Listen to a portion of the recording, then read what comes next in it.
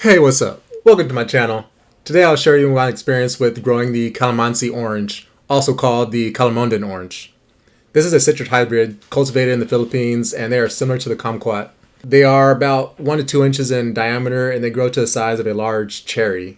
This is a dwarf variety, so they grow up to about 10 feet tall, but you could cut them and keep them tamed to whatever size you want. These are great for being an ornamental orange tree. They'll stay orange for up to a year, and then they'll fall off, and then they'll flower and then grow into orange all over again. Flowering stage usually lasts for about a month before all the flowers fall off and the oranges start to grow. It'll take like about 3 months for the oranges to be somewhat of a decent size, and then around another month to 2 months after that to where they're somewhat edible. They could be eaten at any stage of growth.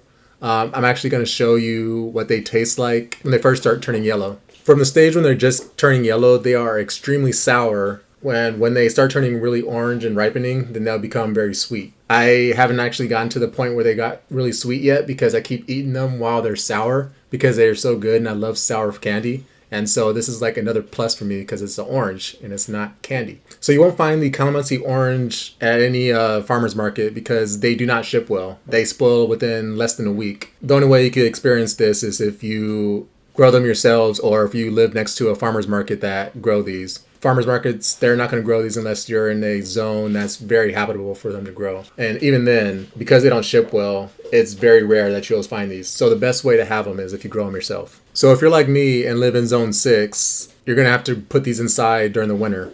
These do well under a grow light. I haven't had any issues. They haven't started yellowing. I'm using typical potting mix that is not compost because it's going to be inside. I don't want to smell manure. With the right grow light, you could get the fruit that you need. So here's the orange. It's about 1 inch, but they grew up to 2 inches.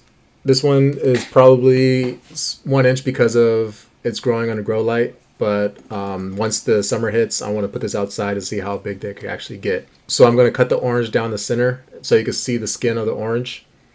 As you can see, it's very thin. And you could actually eat this whole if you wanted to, but I'm going to remove the skin for the taste test.